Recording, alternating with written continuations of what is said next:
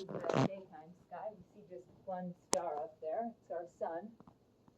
The sun is a pretty common type of star, but there are actually a variety of stars. It may not be very obvious.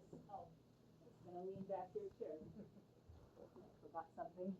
Sorry about that. So the chairs go back for those who are here for the first time. I'm going to push a button, and it's kind of like a recliner. It's going to go back, so you can a little bit more upward than forward. A little bit more comfortable there. So our sun is one of a number of these yellow stars. There are a whole lot of other varieties. So one of the things that you probably don't appreciate if you're just kind of casually looking at the stars from a big city is that they actually have different colors. Even in here, sometimes it's not very apparent. Part of that has to do with our own eyes. Most of us have 4 types of light sensors in our eyes. There's one for red, one for blue, one for green, and one that just sees in black and white. It's sensitive to basically the whole spectrum that humans are able to see. And that's the one that we really rely on when lighting isn't very good, when it's dim. So at night, we tend to see, if we see anything, and we see in black and white, like, in this room when it's going to get pretty dark. If you look over at the next person, you may not know what color their shirt or their hat is, but you may see what, kind of what they're wearing. You may be able to tell if it's light or dark. Same thing with the stars. It's not that obvious, even here with kind of the brightened sky. What's a little bit more red or blue. And the other thing is stars put out a variety of colors. So even if it's mostly yellow, it's putting out a little red and a little blue. But when I look around, I can kind of see like this star is a little bit more orange than the star next to it. There's also a variety of brightness. Some of these stars are just naturally brighter than others. Some are closer to us and look brighter, and it's hard to tell sitting here on Earth. So I want to show you kind of what the main types of stars are and what kind of variety there is. And I'm going to use our sun as sort of the model for that. So get close to our own star.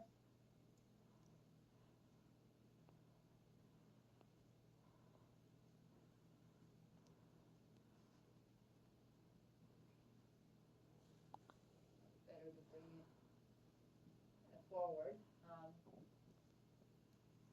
So one thing is stars do come in these different colors. They can be very red, for example. These tend to be the smaller stars.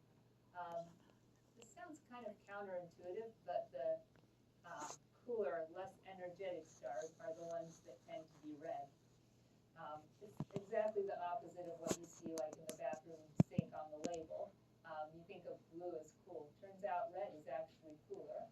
And if you get a bigger, warmer star, it's more orange, then more yellow. And then it starts going into the kind of bluer part of the spectrum. So all these different colors exist, and of course it's not as discrete as we showed it here, but that's how scientists categorize them. They actually give them different letters, like the very red stars are called M stars, or the blue ones are called O stars. Ours is kind of a yellowish star. It's called a G type. And you may wonder, well, why the different colors? And it has a lot to do with the mass of a star. So the mass is how much material it's made of. Basically kind of how big, how heavy it is, to put it in kind of looser terms. So red stars are usually on the small side. I'm going to back away a little bit because I'm going to show you some larger ones. So these stars, kind of small, don't burn their fuel very fast. They tend to last a very long time. They're not complicated in their structures. Like some stars have many different layers to them. If you think of like the structures of the Earth, where you have the crust and you have the mantle, and as you go down, there's different layers. The same thing can be true of the bigger stars. These are very simple. These little red stars, they have basically just a bunch of helium or a bunch of hydrogen in there that's being slowly transformed into helium, which is the second biggest atom after hydrogen. And it's all sort of boiling almost like a pot of water. And that's it. It's a very simple star, but it does last a long time. Some of them are very, very old, from like the earliest moments of when stars existed, and they're still going today, as opposed to our sun, which is expected to last maybe another 5 billion years. So we have stars more like our sun, a little bit bigger, a little bit more of a yellow color. And these last about 10 billion years, and they have more structure on the inside of them. They have a core where the hydrogen is turning into helium, and then there's an area where it sort of radiates out. Then there's that sort of like boiling material, and then there's a few layers as it dissipates out into space. So kind of complicated. You get to slightly larger stars, and these are more white, because as you're going towards the bluer colors, that's putting out more energy. So these are the stars which, when they get to the end of their life, they're the ones that blow off a lot of material and leave behind all sorts of spectacular stuff. For anybody who was here on Halloween, we kind of looked at what's left over after a star dies. So these are the more kind of exciting ones. And they also burn through their fuel quicker than the last two. And then finally, when you get to the really high mass stars, I'm going to have to back away because I ran out of room here. So these can be huge. They can weigh thousands of times what our sun weighs. These are really huge, gigantic stars. And these are the ones that'll give you, after they've run out of fuel, things like black holes and neutron stars. So going back to our own sun, kind of brings up the question of, well, what about the end of life for our sun? It's a scary thing to think about. We live in the solar system, and our planets are orbiting the star. So naturally, we're interested to know what's going to happen. Well, we're good for about another 5 billion years. So that's the good news. You don't have to worry about the sun doing anything to us, aside from maybe blowing off a little bit of material. But just to let you know, not going to have you wait in anticipation. Our sun is, after about another 5 billion years, going to swell up and get very, very big. And it's also going to become much redder. It's going to turn into something called a red giant. It's kind of a temporary stage. As it goes, it's going to swallow up Mercury. So Mercury will stop existing, essentially. Then it will go after Venus. It may stop before it swallows up Earth. Maybe. I'm not sure. Or it might swallow up Earth. But even if it doesn't, it will pretty much roast the planet. The other planets will be subjected to a big burst of heat and material, and hopefully by that time, anything that has lived on Earth will have moved on somewhere else by whatever means. So eventually, after a star like our sun has come to the end of its life, the only things left behind are, depending on the size, something called a white dwarf, which is what our star will leave behind. It's basically a a little bit of material, helium, mostly that's left over, that'll just cool and shrink and get cold and sort of disappear. And some gas clouds probably around it. Bigger stars will turn into something called neutron stars. So if you're familiar with kind of how matter is built, at the very basic level, all atoms are made out of protons, which are positively charged, electrons, which are negatively charged, and neutrons, which are neutral. Under really, really huge extreme pressures of one of those larger stars that's collapsing under its own gravity, electrons and protons can be forced together and turned into neutrons. And then you have this one kind of giant atom-like thing left over, which is kind of strange, to be honest. And then if you have an even bigger star, then you can get a black hole. Before any of this happens to our sun or anything else, let me mention some of the things that our sun does on a daily basis. So our sun is constantly producing energy, but it doesn't do that in kind of a nice measured way all the time. It can actually blow off a lot of energy, and that's or material, which is something we've seen actually quite recently. We've had a lot of what's called solar storms.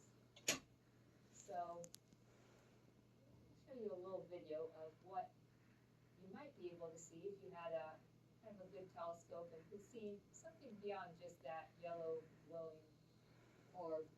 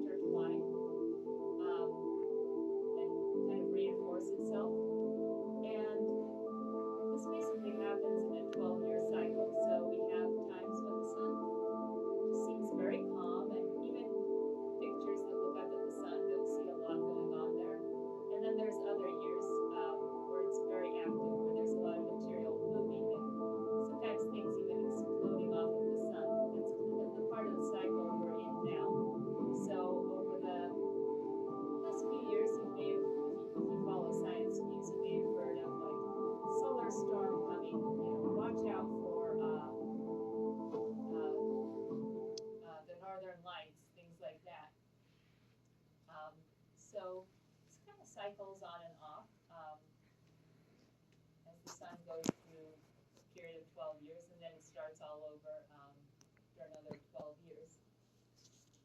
And I mentioned all these kind of explosions and things that the sun is capable of doing. Let me show you some of the behaviors that you can see. Right here you can see these little bits of material that flow off of the sun. This is actually kind of an ongoing process, and you're probably, well, I'm sure you're not aware of it just from going about your daily life, but we're actually even getting some material from the sun because it's constantly emanating these bits of matter and energy into the sun. It's not a big loss of material, but it's really spreading out through the solar system. Here's another better view of this kind of looping magnetic material. Sometimes these loops can actually propel material pretty high up, and that's another way that the sun can kind of blow off material and send it our way.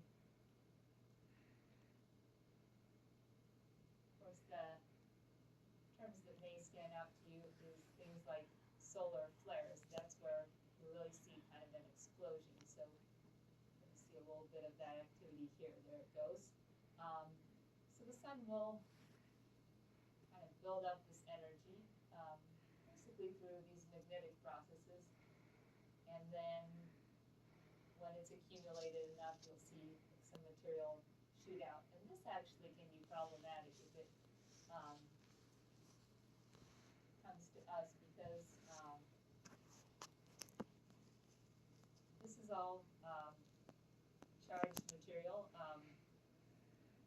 electrons, protons, things like that, and a lot of energy that makes its way towards our Earth. And that energy gets deposited in our own magnetic field, and it can affect things like power grids. There have been blackouts, actually, a few well-known ones. If you search for solar storms and blackouts on the internet, there was one, for example, say in the 1980s most recently. But there were times when whole power grids would be shut down because of a solar event. We're getting a lot better in designing our power grids, so we don't have the sort of event that once happened where one section of power grid went down and then that triggered a failure on another section. Before you knew it, several states in our country were in the dark. So it's nothing to take lightly, but on the other hand, the sun can also produce some really beautiful effects, like the northern lights, also known as the auroras. So those come from basically material that comes to Earth, and I mentioned that it kind of gets deposited in our magnetic field. So magnets have two poles. Our Earth has a north and south pole, and when material gets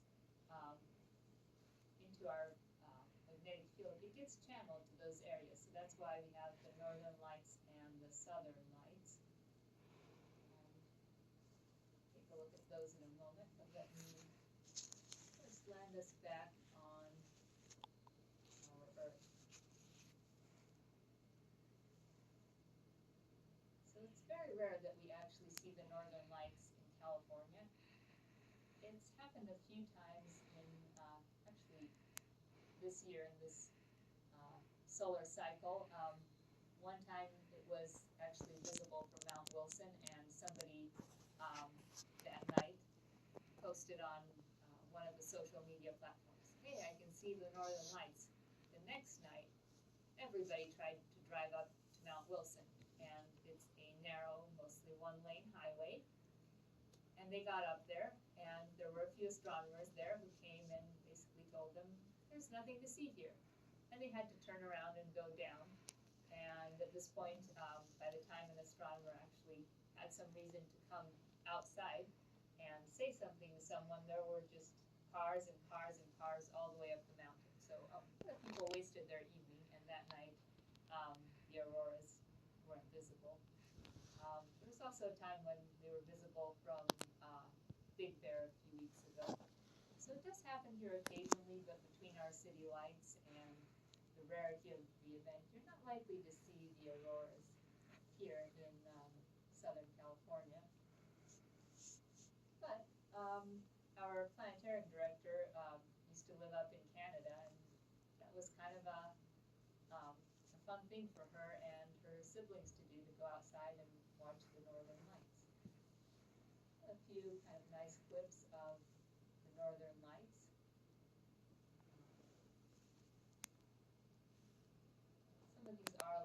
sped up.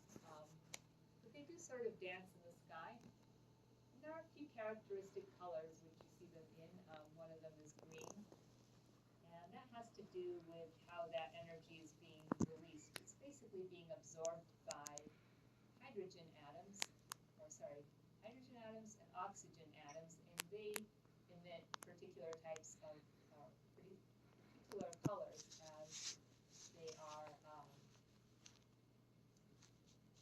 returning to sort of that natural state, kind of like the deflated balloon. Here's another one. This is a different one. Okay, that's just, it's like the same thing. I have a few of these.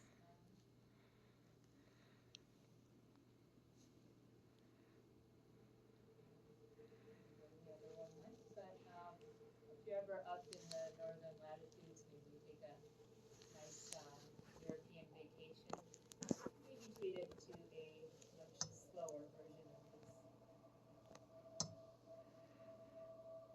and possibly some spooky wind sounds.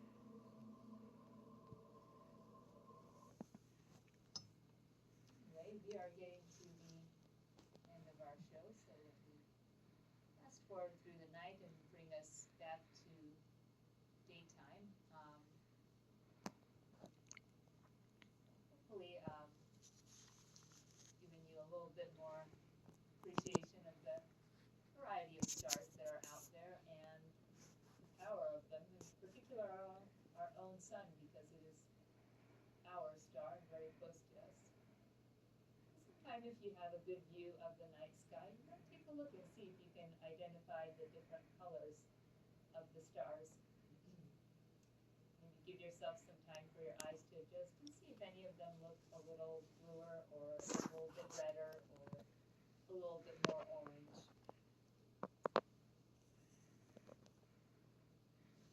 We're up to 4 in the morning. Speed that up just a little bit more. And have morning.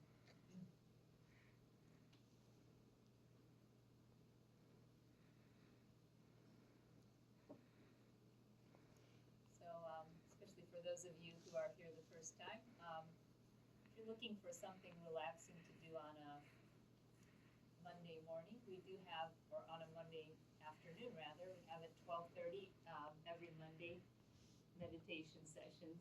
It's a guided meditation. It's not particularly strict. It's just meant for people to have a chance to relax and take their stress levels down a notch or two. Okay, thank you everybody for coming. I hope that was interesting for you. I'll straighten up your chairs.